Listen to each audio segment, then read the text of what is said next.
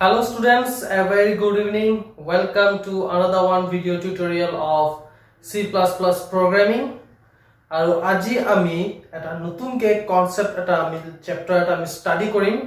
that is called object oriented programming languages. So before I start আজি ভিডিওটো start কৰাৰ আগতে ভিডিওটো আজি মানে মোৰ কৰিবলৈ মনে নাছিলে আজি ক্লাস কৰিবলৈ একদমই মন নাছিলে ইয়াৰ কাৰণটো হ'ল I gave you all a very small task. Some questions I gave you, I asked you to write. I gave you some time, but you people didn't complete it. Only say 3 or 4 students sake etia loke last muhurtor loke muk just submit korise taku 3 jon ba 4 jon he muk submit korile. তোমালোকক কৰিবলৈ কি আছে questions বোৰ চাব লাগে আৰু net book I said earlier that every answer is in your book Sumita Arora তাতে সব পাবাই তোমালোকে কিন্তু তোমালোকে কি কৰিলা একো নকৰিলা you proved that you all are worthless যা হোক জি সাবমিট নকৰিলা তো নকৰিলা মোৰ কাম হল পঢ়ুৱা সো মই পঢ়াই যাম কাৰণ hey সকলোবোৰৰ কাৰণে মই এই 4 জন 5 জনৰ পঢ়াটো বেয়া কৰিব নোৱাৰো so I have to look for them also so these videos are specially I'm making these videos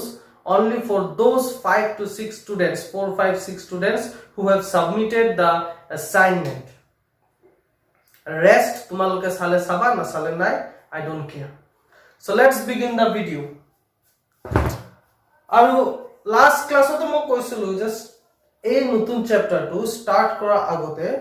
I asked you to give a revision on our first year topic that was structure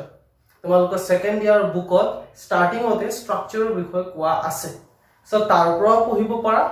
otherwise you can go to the first year book and you can check the structure chapter now today's topic is quite similar with the structure first year jenike ami structure create korisilu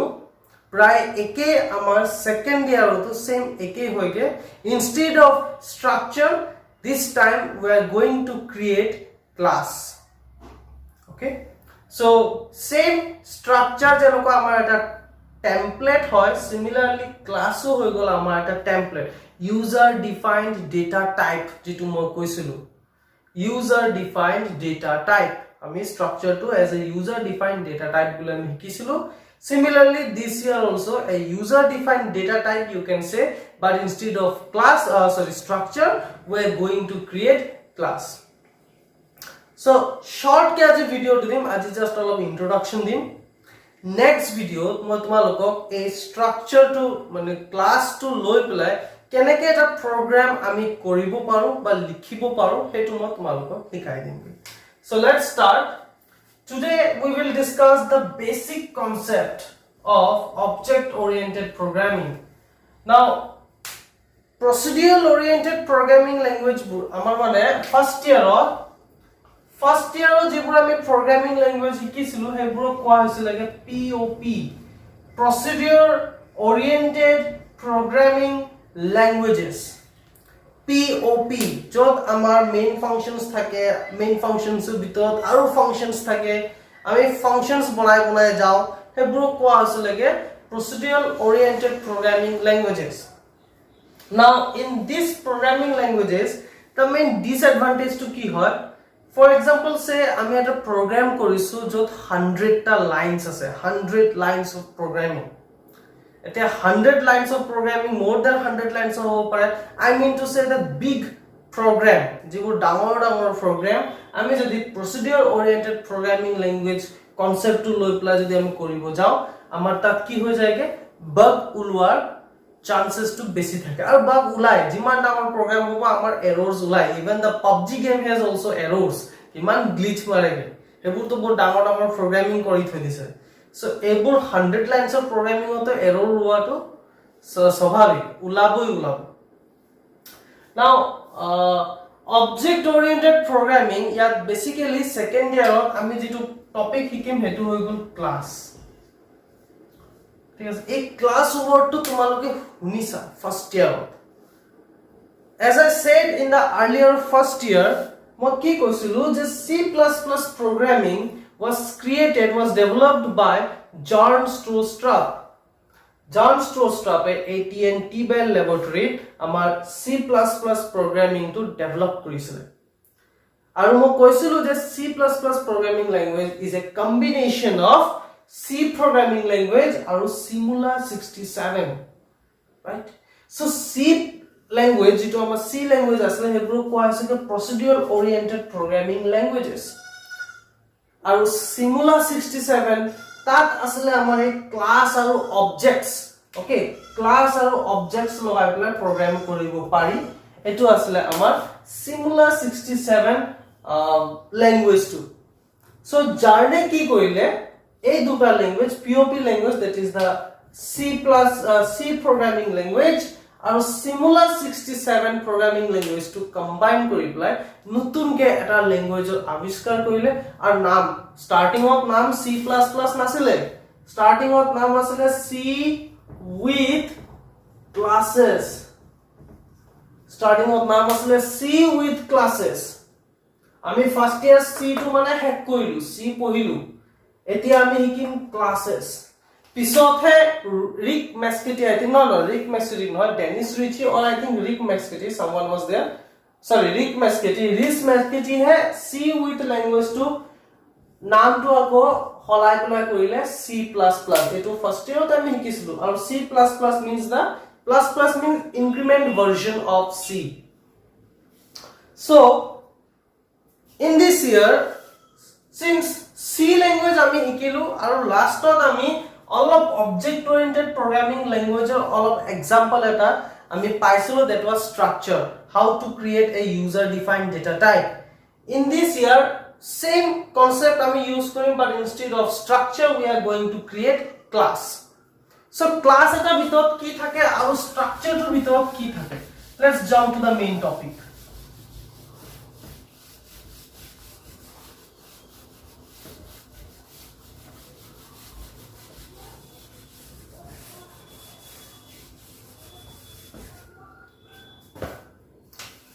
structure jeti ami eta banao using the struct keyword right ami struct keyword or hohayot ami structure banaisilo ar tar bitorot ami ki korisilu variables loisilu int a b float say c and char say ch so structure keyword structure struct plus structure name asle say variables okay ebor asle amar first year ot ami enike hikisilo structure bonwa now structure okol ami variables ebor ko hoise ke members of a structure right these are called members struct variable or members hogol amar ebor ko hoise ke members eta class or bitorot jete ami class eta banam class banabo karone we have to use the keyword class same concept as the structure banabo karone ami use koribo lage struct keyword aru logote tar immediate logote ami structure or naam to diu similarly yat ami class banabo karone we have to use the class keyword and after that class name say vehicle or say mobile to no sobe to mobile use kora right now inside this class there will be two types of members two types of members one is called data members another one is called member function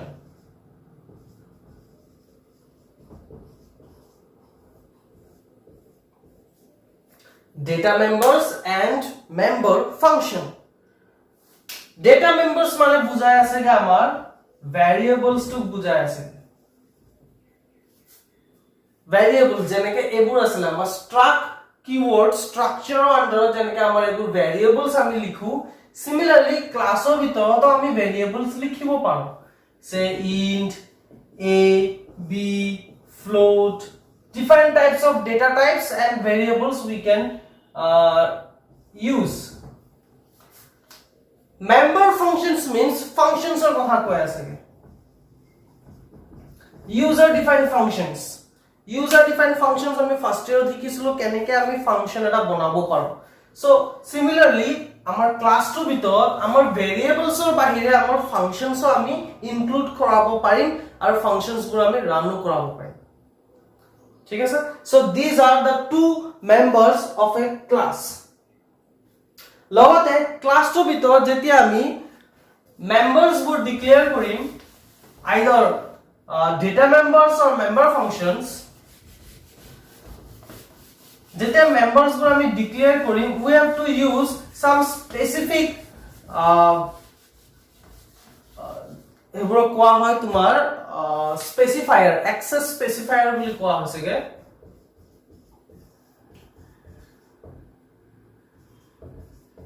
Access specifier are of three types: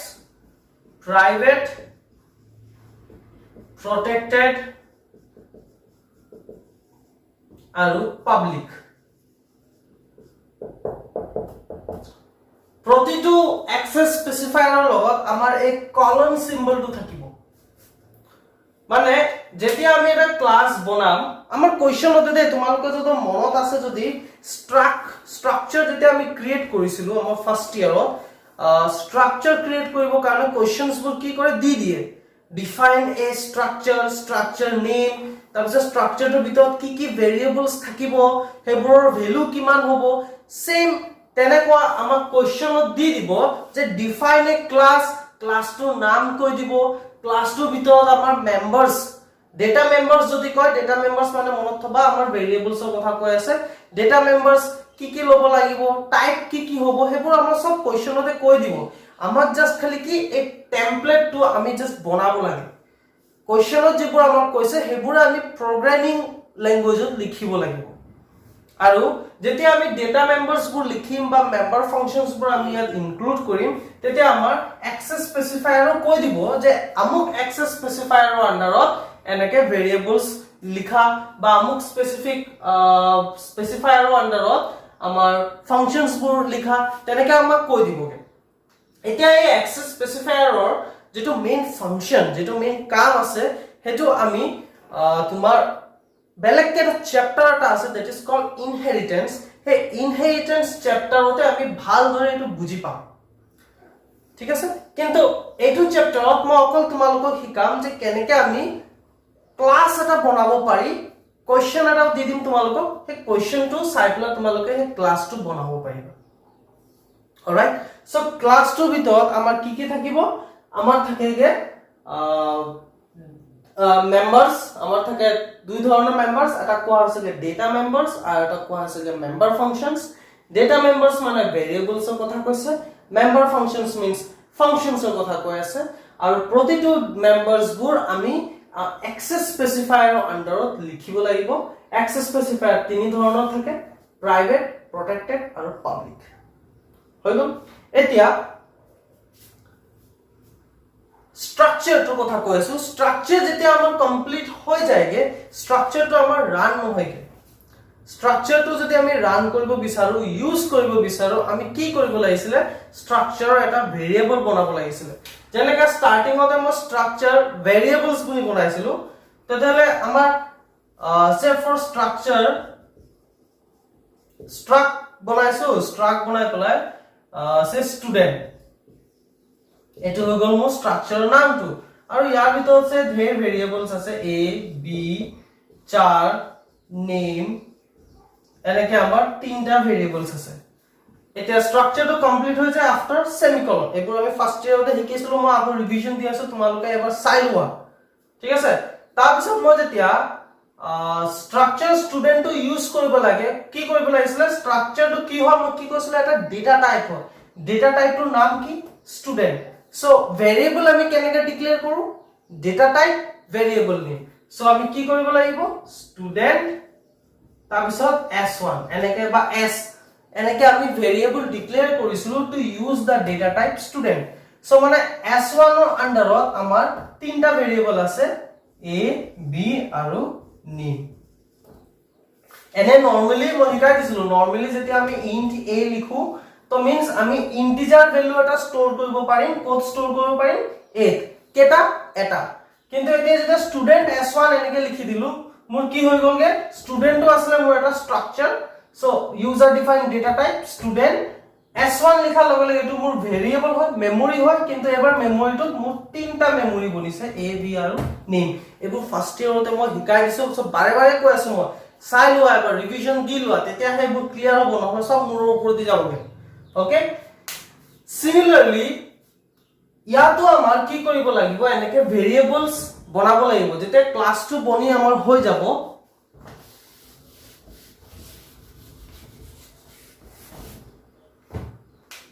ক্লাসটো বনি যেতি আমাৰ হৈ যাব আমি এনেকে semicolon দি দিম হেকত semicolon দিয়াৰ পিছত আমি এই ক্লাসটোৰ এতিয়া ভেৰিয়েবল বনাম সো কি কৰিব লাগিব ক্লাসৰ নাম সে মোবাইল আৰু তাৰ পিছত ভেৰিয়েবল নাম মোবাইলটো মানে মোৰ ডেটা টাইপৰ নিচিনা কাম কৰিছে int char ৰ নিচিনা কাম কৰিছে মোবাইল আৰু তাৰ পিছত সে ভেৰিয়েবল নাম m1 m2 তেনেকে দুটা তিনটা ভেৰিয়েবল ডিক্লেয়াৰ কৰিব পৰা যেনেকে int a, b so integer টাইপৰ মোৰ দুটা ভেৰিয়েবল এতিয়া মোবাইল টাইপটো মোৰ দুটা ভেৰিয়েবল আছে m1 আৰু m2 আৰু m1 ৰ আন্ডাৰত হেবোৰ সব ভেৰিয়েবলস functions जिमान data members আছে সব আহি যাবগে m1 ৰ m2 তো same functions variables সব আহি যাবগে ঠিক আছে সো এটো হৈ গলগে আমাৰ ভেৰিয়েবল টো কেনে ডিক্লেয়াৰ কৰিলো নাও the main thing is that class যেতিয়া আমি বনাম ক্লাসটোৰ নামৰ সহায়ত যেতিয়া আমি এটা মেমৰি ক্ৰিয়েট কৰিলো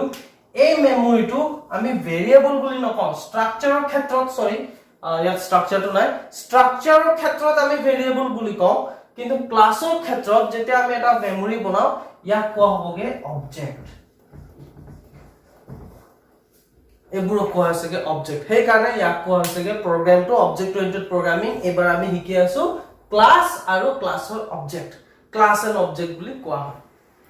ঠিক আছে এটো বেসিক কনসেপ্ট আছে অলৰাইট ক্লাস আৰু অবজেক্ট সো কি গম পালা স্ট্ৰাকচাৰৰ যেনেকে ভেৰিয়েবলস থাকে তেনেকে ক্লাসৰো ভেৰিয়েবলস বনাব লাগে আমি আৰু এই ভেৰিয়েবলটো আন্ডাৰত ক্লাসৰ ভিতৰত ক্লাসটো আমাৰ এটা টেমপ্লেটৰ নিচিনা কাম কৰিব সো ক্লাসটোৰ ভিতৰত যিমান ডেটাস থাকে যিমান মেম্বাৰ ফাংচনস থাকে এবোৰ গুটেখিনি আমাৰ এই মেমৰিটোত আহি যাবগে আৰু এই মেমৰিটোকে কোৱা হৈছেগে অবজেক্ট ঠিক আছে অলৰাইট সো বেছি আৰু একো নকওঁ আজি ইমানতে থৈছো কাৰণ আছে কাৰণ ইয়াতকে বেছি লেন্দি কৰিব গলে কনফিউজন লাগি যাব মই কি কৰিম কাইলে এটা সিম্পল প্ৰগ্ৰাম এটা কৰাম স্ট্ৰাকচাৰ আজি আকৌ এবাৰ সোৱা স্ট্ৰাকচাৰ যোনে সোৱা না স্ট্ৰাকচাৰটো প্লিজ কাইন্ডলি সোৱা কোৱেশ্চনটো কেনেকা আহে স্ট্ৰাকচাৰৰ স্ট্ৰাকচাৰ ক্ৰিয়েট এ স্ট্ৰাকচাৰ বা ডিফাইন এ স্ট্ৰাকচাৰ এনেকা কোৱেশ্চন আহে স্ট্ৰাকচাৰৰ নামটো কৈ দিয়ে লগতে মেম্বাৰস ভেৰিয়েবলস কি লাগিব স্ট্ৰাকচাৰটো ভিতৰত হেবোৰো কৈ দিয়েগে আৰু কেনেকে ক্ৰিয়েট কৰিছিলো প্ৰগ্ৰামটো কেনেকে লিখিছিলো হেবু সোৱা হেতু যদি সোৱা তোমাৰ ইয়াত 70% ক্লিয়াৰ ইয়াতে হৈ যাবগে ক্লাসৰ প্ৰগ্ৰাম যেটা আমি কাইলে কৰিম ক্লাসৰ প্ৰগ্ৰামটো কৰিবলৈ তেটা তোমালোকৰ সুবিধা হ'ব সো এবাৰ চাই লবা মই কাইলে কি কৰিম সৰুকে এটা প্ৰগ্ৰাম এটা প্ৰথমে কৰাম ক্লাসৰ এটা কোৱেশ্চন এটা দিম কোৱেশ্চনটো পঢ়িবলৈ আমি কেনেকে এক্সেস স্পেসিফায়াৰ বা মডিফায়াৰ বুলি কোৱা হয় এক্সেস স্পেসিফায়াৰ আমি কেনেকে লিখিব লাগে কেনেকে এক্সেস স্পেসিফায়াৰৰ আন্ডাৰত আমি মেম্বাৰস বোৰ ডিক্লেয়াৰ কৰিব লাগে হেবোৰ সব মই কাইলে ক্লাছত কৈ দিম লাষ্টত কেনেকে আমি এই ভেৰিয়েবলস বা অবজেক্ট কেনেকে আমি ক্ৰিয়েট কৰো হেতু মই দেখাই দিম লগতে তোমালোকক নোটস দি দিম আজি একো নোটস নিদো আজি ভিডিওটো লাগিলে আৰু এবাৰ চোৱা যদি সময় আছে স্টাৰ্টিংৰ পৰা আৰু এবাৰ চোৱা স্ট্ৰাকচাৰৰ কনসেপ্টটো এতিয়াই পঢ়া একাৰণে মই তোমালোকৰ টাইম দিছো সোনকালে ভিডিওটো হেক কৰি আছো 6টা লকে সময় আছে 6টা ভিতৰত তোমালোকে স্ট্ৰাকচাৰও চোৱা 6:30 লকে লাগিলে স্ট্ৰাকচাৰটো চোৱা কনসেপ্টটো ক্লিয়াৰ কৰা তেতিয়া কাইলে ভিডিওটো মই পঢ়ালে তোমালোকৰ উজু হ'ব সো সময় বেছি নষ্ট নকৰো পঢ়া তোমালোকে and thank you for watching this video student